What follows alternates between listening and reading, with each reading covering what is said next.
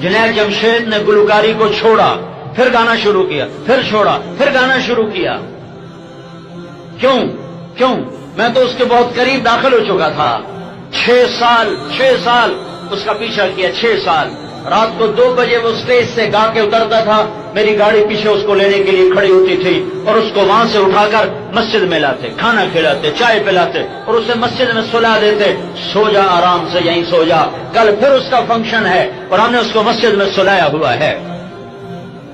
अगर मैं उसको फतवे देता है तो हराम खाने का नाम मुरादा, तो हराम रोटी खा रहे हैं, तो वो किसके करीब आता, कब करीब आता? फिर अजब बात है, उसने तबलीग में वक्त देना शुरू किया। अब उसकी कारोबार सिर्फ गाना है और कोई उसका कारोबार कोई नहीं, और कोई कारोबार कोई नहीं। लिहाजा जब वो गाना छोड़ता और उस वक्त तंगी आती, फिर उसको रोटी की तंगी होती, फिर वो गाना शुरू कर देता। फिर वो तबलीग में आता, फिर वो उसको तौबा करता, फिर वापस जाता, फिर तंगी आती, फिर वो शुरू कर देता। एक दफा दाढ़ी रखी, फिर शेव करा दी। तो मुझे मेरे कई साथियों ने कहा कि अब इस बंदे को आपने अपने करीब नहीं बिठाना, ये मुनाफिक है और ये वो है, इसने दीन को बदनाम कर दिया, इसने तबलीग को बदनाम कर दिया। मैंने कहा उसने नहीं किया, तुम कर रहे हो, जो जन्नत के ठेकेदार बने बैठे हो, जो तुम अपने आप को बहुत नेक जुनैद बगदादी समझ रहे हो। डरो अल्लाह की पकड़ से कि तुम्हें मरदूद कर दे तो तुम खुदाई का दावे करके बैठ जाओगे। किसी गुनाहगार को गिरी नजर से ना देखो, वरना अल्लाह की नजर से गिर जाओगे। 4 महीने लगा के फिर शेव करा दी, दाढ़ी साफ, और फिर गाना शुरू कर दिया। और मुझे पता था वो भूख की वजह से गाता है, उसके पास और कोई कारोबार ही नहीं था। फिर मुझे पता चला कि 4 महीने के बाद भी दाढ़ी साफ हो गई।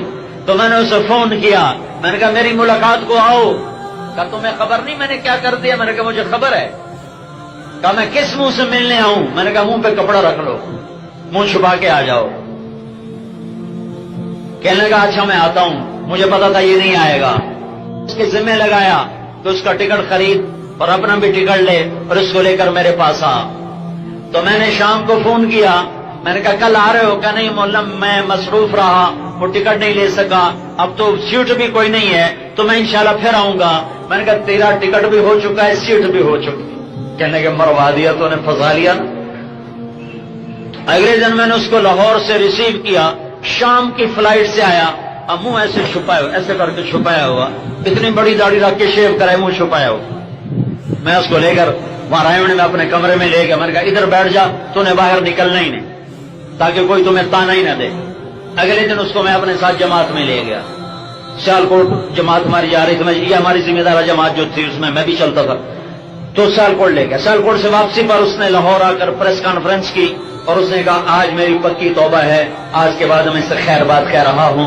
फिर उसके बाद उस पर इतना बड़ा इम्तिहान आया कि उसको पेप्सी कोला ने 4.5 करोड़ रुपए की पेशकश लगाई। 4.5 करोड़ रुपए के 10 गाने गा के दे दो और 4.5 करोड़ रुपए हमसे ले लो और फिर तौबा कर लेना। नाल फतवा भी देता, पीछे तौबा कर लेना। तो उसने ठोकर मार देगा, बस अब इन राहों पे कदम वापस नहीं जाएंगे। 6 बरस का गिरना उठना, गिरना उठना, गिरना उठना, मोहब्बत ने फतह कर लिया। अगर मैं फतवे देने पे आता तो आज जुनैद जमशेद मेंबर रसूल पे ना होता, स्टेज पर ही बैठा होता।